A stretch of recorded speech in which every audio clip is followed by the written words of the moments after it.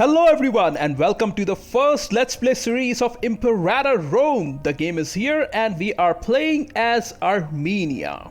And you might wonder why I chose Armenia for this playthrough. Well, Armenia has a pretty interesting history. I mean, even today, the country of Armenia stands roughly in the same geographical location, which is very interesting. And Armenia as a country has gone in and out of existence throughout the human history for so many times, but it's amazing they keep coming back. So they definitely have a lot of cultural root here, which makes the country interesting in itself. But even in this time period, they are kind of in an interesting position. A few years before, when there was the Persian Empire, the Achaemenid Persian Empire, Armenia became part as one of the satrapy, and it was the satrapy of Armenia under that empire. And then Alexander dismantled that empire, took everything over, and Armenia became part of that and kind of independent. And after the death of Alexander, that is 20 years before this time, roughly 20 years, Kingdom of Armenia is again a free country, although they became part of the Seleucid Empire after that really quickly. But let's play this game and make sure that does not happen. So we will start the game as Armenia. So since this is the first Let's Play of this game, we'll go through the menu very quickly and see what we can find and what the game is about and all that. So first one is Nation Overview. We are the Persian major power of Armenia. We are a major power. Excellent. We have Orontes Orontid III as our ruler. He has the stats of 4, 5, 5, and 6, and that's the monarch points that gets added to our monarch point generation. The 4 monarch points: the military power, the civic power, oratory power, and religious power. So he has 4 martial score, it gets divided by 2, and it gets added to the base of +2, giving us +4 monthly change in our military power. He has 5 civic power, that gets divided by 2 to 2.5, and it gets rounded down to 2 to add 2 to our civic power, and we gain +4 civic power monthly, and so on. Excellent. We have a country civilization level of +40%, which is good. We want it to be higher to gain some good things. We have 126 cities. We are a pretty big empire actually. We have 717 pops. We don't have any aggressive expansion right now, and we are an autocratic monarchy.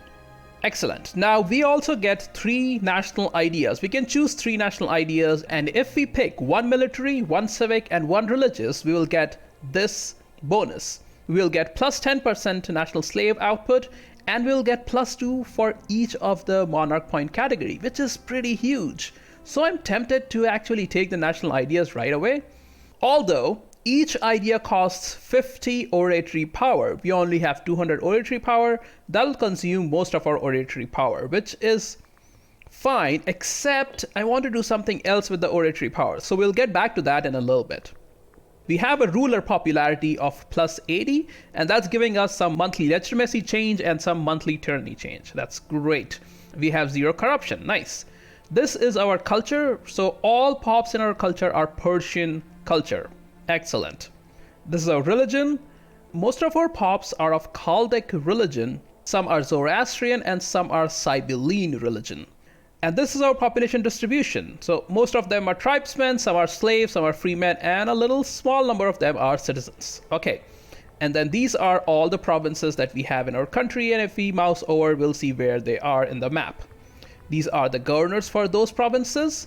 And these are the governor policies that are active in that province right now. So here we have a policy of religious conversion that gives +1 local unrest, but it has a monthly chance of converting 1 pop to the Zoroastrian faith, which is actually our national faith. Even though most of our country is Chaldaic, our nation is actually a Zoroastrian nation. And you can see all the other governor policies that have been enacted here. Actually, our ruler is a governor for a lot of these provinces. Wonder we can do something about that. We'll see later. And then these are the population distributions for all of those provinces. These are the trade imports and then the province loyalty. Everyone is at 100% loyalty right now, which is excellent. Great. Next tab is the government tab, where we see our ruler here. We have our heir, which has stats of 10, 1, 2, 8. So it's pretty terrible on civic and oratory power. Not good. But oh well. And then these are possible successors. So this is the guy here, current heir. Then we have pretenders whose stats are even worse, sort of. And then this is our council. So we don't need to worry about all these different posts and names about that. Important is what they do. This one is giving us negative aggressive expansion change, which is nice. This is reducing the cost for stability modifier is minus 14%, which is also nice because we want to raise our stability at some point. This one is making mercenaries cheaper, morale of armies, omen power, monthly legitimacy, national tax, and health.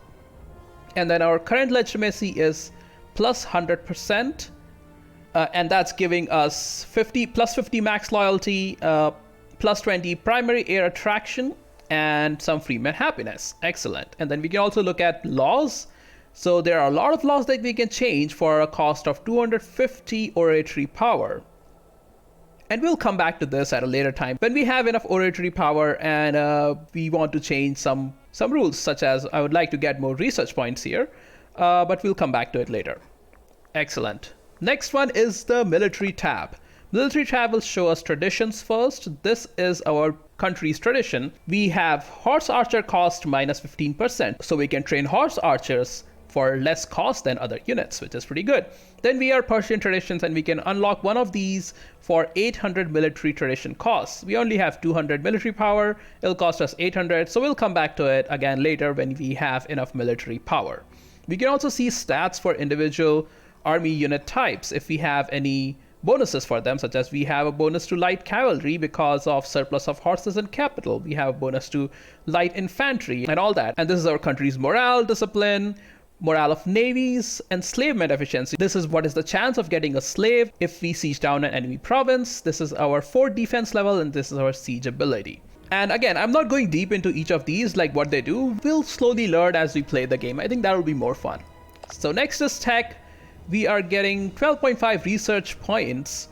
We have a research efficiency of 21%, and at maximum is 300%. So definitely this is not high enough. And then we have monthly research of 0.116%. It's also not great. We have 4 techs: military tech, civic tech, oratory tech, and religious tech. And then these are the researchers that give us the research speed. So research speed is plus 100% because he has a military tech level of 10. So for each point in that category, we gain 10%, such as this guy is only 90% because he has 9 religious power points. Excellent. So next we have inventions. Enacting this will cost 100 civic power, although they give some really neat bonuses, such as the tech speed. Overall, all tech speed will increase to 5%, which is, I think, great. We should always take this at the start. But we'll come back to these inventions again in a little bit. Next is religion. Our state religion is Zoroastrian. By the way, fun fact, Armenia was the first country to accept Christian as their official state religion in, I think, 380 or something like that. But in this time period, Zoroastrian is the official religious faith. This is our stab, and if we want the stab to get higher, we can do that by sacrificing to the gods. We sacrifice a pig. Every pig we kill, increase our stab. Great. But it requires a lot of religious power. So 272 required. We only have 200 right now. We can't do that yet. This is our national unrest. This is our religious unity, which is really low because, as we saw, a lot of our population is not Zoroastrian. Then we have no war exhaustion, we have omen power modifiers, and we have omen duration modifiers. Now these are the omens that cost 200 religious power to enact. We can get discipline bonus, aggressive expansion change, national manpower, commerce income, research points, unrest, national tax, and national population growth. I am not entirely sure what to get here right now. I would love the research points to get the research done faster, or discipline if you're going to go fight some people. But we will come back to this again in a little bit. First, let's look at rest of the tabs. Economy. We have a balance of minus 1.42. We are losing money. That's not great, but we can raise taxes to generate more money. That will give us minus 20% research points, which is pretty bad. We can raise commerce income. Again, that will have some problems. We can decrease our army maintenance. It will decrease their morale, but we don't have to pay for it, which is pretty good because this is our main expense, and we can cut it down to 33%. Again, it will depend if you want to attack someone right now or not. We don't have any fleet. We don't have any forts. We have some wages, but they're not enough. And we don't want to increase or decrease them right now. We don't have any deficit. In this game, we can also convert currency 2 monarch points, which seems a little weird, but every time you do this, there's a modifier that goes up and it stays for that ruler. Once the ruler dies, it resets to 0, which is interesting. And not right now, but I think we'll come back to it and we'll explore. I feel like this could be really exploity. But moving on, let's get to diplomacy. This is the diplomacy screen that we can choose for any country, and we can do diplomacy with them. Next is decisions. So we can take some decisions. We can become a plutocratic monarchy. We can change our government type. That's basically it comes down to. And we can form Persia, and that's why we are here. We are going to form Persia. That's the goal of this campaign. We need all these cities, the green ones, to form Persia. So we'll definitely have to fight Seleucid Empire.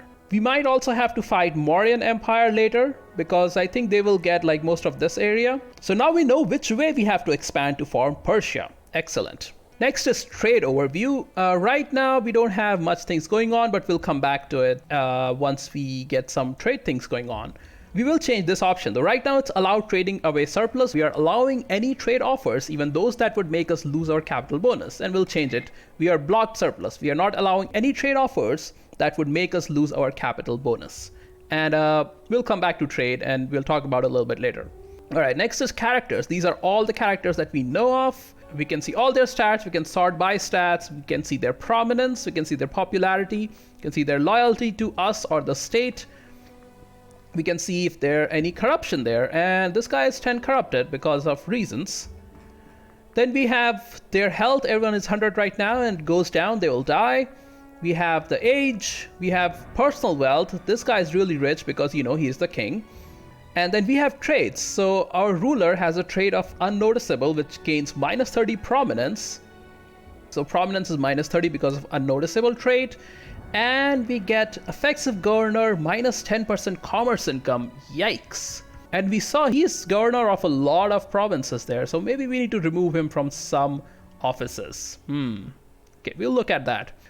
Then we can look at if we have imprisoned anyone, male, female, gender, employed, unemployed, and if they're ruler family or not. We can also look at different families. We are of the Oronted family. All of these are our family. Then there are other families here. We can look at what percentage of state income they're getting and what's their prestige. And we can click at literally anyone. We can click at a ruler and we can see all the things about them, their religion, their culture, their traits, and what they want to do. This guy wants to have a son. That's their ambition. Okay, cool. We already have a wife for him, so, you know, they'll take care of the business. And we can go to our wife, and she's content in life. She doesn't want anything. Excellent. You can go to this guy, and he wants to get married. Okay.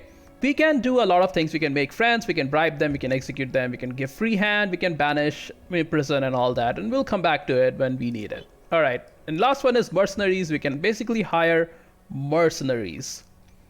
And you can actually see them on the map. You see the 7K stacks here.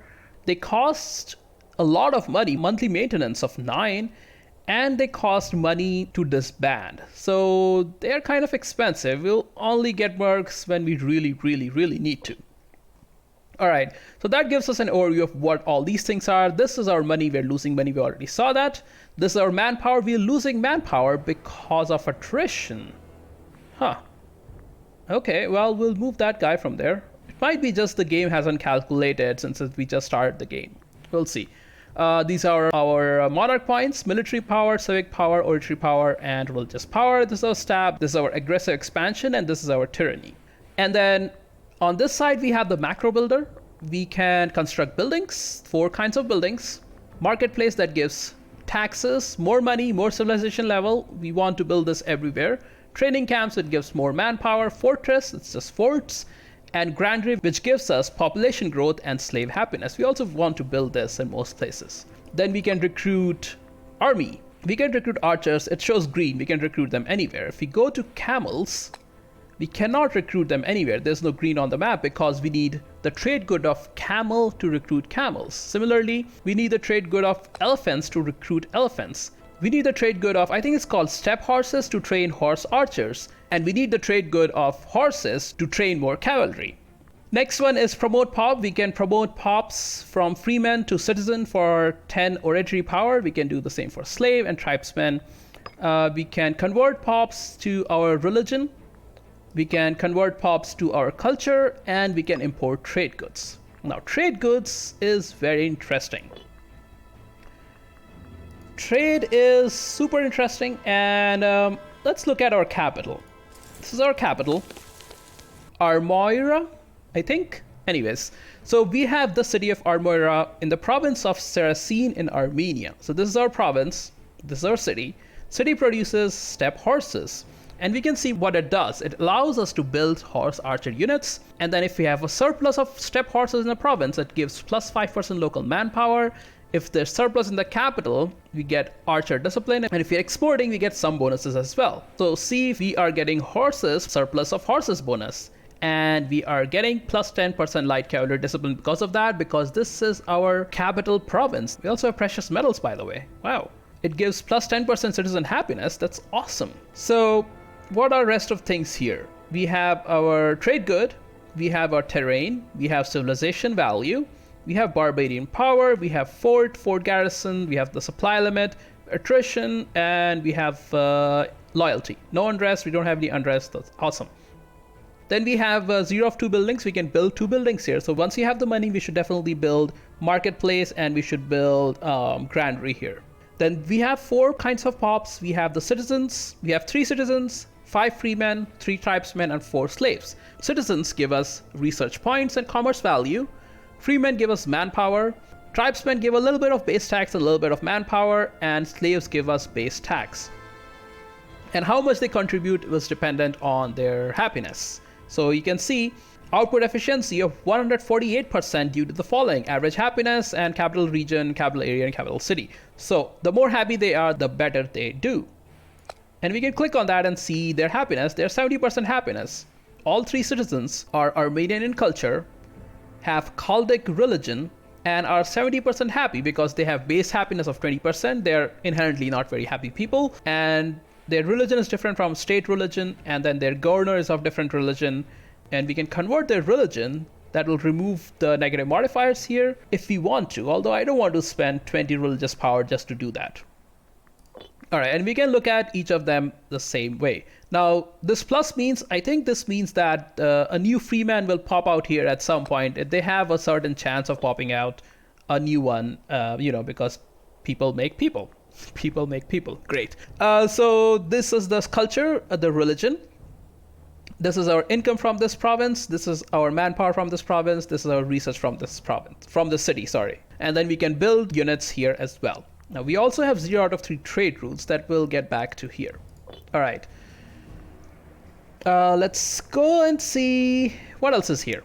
This is our starting date, 450 AUC or 304 BCE. We play the game, speed. This is our outliner. We have 21k army, that's slot. We are paused. Then we have maps. We have a terrain type map. We have simple terrain map mode, which just gives us, these are hills, plains, forest, and all that. Then we have political, where we can see the boundaries of all the countries. Then we have culture map mode. We are mainly Armenian culture, and all this blue is the Persian culture group. Then we have religion map mode. We are mostly Chaldic, as we saw, but we have Zoroastrian as well, and a little bit of Sibylline there.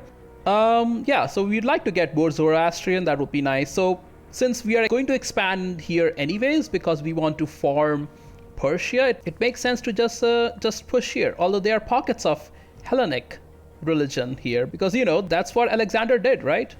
Interesting. Then we have province map modes, different provinces. Then we have trade goods that we already saw. You can select a trade good and see where they are. So for example, we want to see where iron is, and on the map we can see wherever iron is. Not as much iron though. Interesting. I'm glad we have iron, because we need iron to make heavy infantry. All right, next we can go population map mode. So brighter colored ones have more population. This one has a population of 29 tribesmen, 1 slave and 1 freeman. So let's look at the really populous cities. Rome has 25 citizens, 15 freemen, 3 tribesmen, and 4 slaves. Wow. Alexandria has 30 citizens. Babylon has 33 citizens. Wow. Okay, and the darker colored ones are the ones with very low population count, where just 1 tribesman, 2 tribesmen. Okay. Then we have the diplomacy map mode. Just start the game, so we don't have any diplomacy with anyone right now. Barbarian map mode. This is kind of interesting. You can see in the impassable terrains, there is this value. It says barbarian power is changing by plus 0.06 every month due to barbarian stronghold. So at some point, this will increase, and there's a % chance that a barbarian horde will spawn in one of these cities, and they will start capturing cities and provinces, which is pretty terrible. But we'll get into it when we see a barbarian horde. Basically, you can decrease this chance by having more civilization in provinces around these impassable terrains. So we have one here, and we'll see how it progresses with game. Next one is trade route map mode. We don't really have any trade route with anyone right now, so it's okay. Player map mode, that's me. Fortifications, these are all the forts. Region map mode, we are the region of Armenia, and we are going to expand into Media and Persia and Ariana. Supply map mode, we already know that. So this one has supply of 28. We should be okay. I think the game hasn't just calculated. That's where it's saying it's giving us the skull icon. Civilization map mode. This is the civilization value. We are at 40 civilization for most parts. Some of it is yeah, for most part we are 40. This one is 25. So we need to up that one slowly. Most of the civilized nation or Hellenistic Western nation is 40. So you can see all 40. This one is 10. This one is 5. Like all these tribes are not civilized at all. The most civilized portion I found was Alexandria, which has a civilization of 55, which, you know, makes sense. It's not surprising, but that is a lot of civilization. The civilization also gives different bonuses. So if you see, it increases your population growth, increases supply limit, decreases barbarian growth, it increases citizen happiness, increases freeman happiness, it decreases tribesman happiness. So all those factors are important, and basically I would like to get it as high as possible. That makes sense. Next is opinion map mode. Well, we just started the game and people are, you know, it's a default. We'll look at it again later. And then unrest and loyalty, nobody is unhappy in our country. We are a very nice country right now, but that'll change very, very quickly. All right, let's go back to political map mode. All right, finally, let's play the game a little bit and let's look at our notifications. Wait, we are not starting the game yet. It's too soon. It's a paradox game. We cannot start the game yet. So if we click on this one, we can select an omen. I think we'll go with discipline to start. For 5 years, we get discipline for 200 religious power. I think we'll do that. So we get some discipline, excellent. And it will last till 455. Great. Invention. Invention, I definitely want to spend the civic power, so we'll take 1 and we'll take the tech speed for this. We just want to get tech faster. And we can also choose 1 more invention because we have 100 civic power. We'll save that because we'll need that to get the trade in our capital. We have scorned families, so a family will be scorned unless the total income its members receive from jobs and offices is at least 2% of our national income. And the family of Arids is not happy right now, and that's fine. Arids. These guys are not happy because they are 1%. That's fine. We can give them something at a later time. They are pretty terrible though. I don't know what I'll give them. He's a researcher. He's already getting something. Yeah, rest of them are just really bad. So we'll see. We are lacking a commander, so we can put a commander in our army. Maybe we can put the Arid guy, that will give him some money. But we'll want to take someone who is very loyal to us and who has high martial score and not a lot of prominence. So I think this guy, so although he will cost us more, he has monthly wage of plus 10%. Maybe we take this 20-year-old dude. He has loyalty of 75, doesn't have a lot of popularity. Merciful discipline. Although he has discipline trait though, that gives plus 5% discipline, which is pretty good. Yeah, let's put him in charge. I think it'll be okay. Okay. Isn't he one of the... Oh, he's a pretender as well. It's okay. We'll deal with it when it comes to it. All right, next one is the unused trade routes in capital. So we have 0 of 3 trade routes right now. With this trade route, we can bring in a new trade good, or we can get a surplus of a trade good that gives us extra bonus because this is a capital province. What should we get though? I don't think we can get precious metals. I would love to get the citizen happiness even higher to get more research points. I think I'm leaning towards getting the earthenware because once we get that, that gives us plus 5% research points, which is again really good. And if you get a surplus in province, it gives us plus 1% extra and also increase freeman output eventually. So let's get that going. Getting from Armenia minor, excellent. I think second what I'm going to get is slave happiness, because that will increase their happiness and thus their efficiency producing more money. And we kind of need money. We are not producing a lot of money. So let's give olives. Great. And the third one, let's just get some population growth going with either fish or livestock. Freeman happiness, freeman promotion cost. Let's get fish. All right. Wow, we have a lot of options for fish. Let's just get from this guy. All right, now we have 3 out of 3 trade route, and that required 25 civic power each. So that's why I didn't take that one earlier. Now, the question the question is, do we attack someone right this second, or like as soon as we can? Because if you want to attack, say we want to attack Atropatene, we have to wait a month, first of all. And then we can declare the war, but we'll need to fabricate claim first. So what I want to do is, we are going to use oratory power either on fabricate claim, or we are going to use it to get a national idea or 2 or 3 national ideas. So we can't declare war in the first month anyways, so we'll just run the game for a month and then we'll see where we land on 1st of November. We'll see what diplomacy there is, we see who we can attack, and if there is a juicy target, then we'll just attack them. If there isn't, then we'll just play the slow game and we'll just take the national ideas and we'll sit for a bit, because we're going to play the long game. We are going to capture all of this. This is all ours. All right. And yeah, I think this is a good time to pause this one, part 1, because as tradition goes with Paradox games, you don't really start playing the game until a couple of episodes in. So yeah, I'll see you guys in the next one.